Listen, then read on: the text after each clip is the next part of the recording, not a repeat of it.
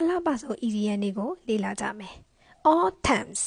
all အားလုံး terms လက်မများအားလုံး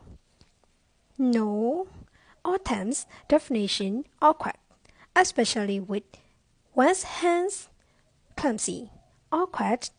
adjective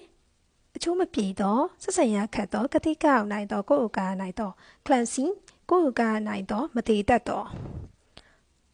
all terms ရဲ့ idiom ဆိုလိုရင်းကတစုံတစ်ယောက်ရဲ့လက်တွေကအလုပ်လုပ်တဲ့အခါမှာလှုပ်ရှားမှုတွေကအချိုးမပြေဘဲနဲ့ကချော့ကချွတ်ဖြစ်နေတယ်အချိုးမကျပဲကချော့ကချွတ်ဖြစ်နေတယ်လို့ဆိုလိုတာပါ Okay example အနေနဲ့ Walter tried to fix the broken table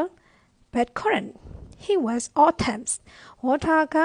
ကျိုးနေတဲ့စပွဲကုံကိုပြန်ဆက်ဖို့ကြိုးစားတယ်ဒါပေမဲ့သူလောက်ကင်ရမှာသူ့လက်တွေကအချိုးမကျပဲနဲ့ကချော့ကချွတ်ဖြစ်နေတယ်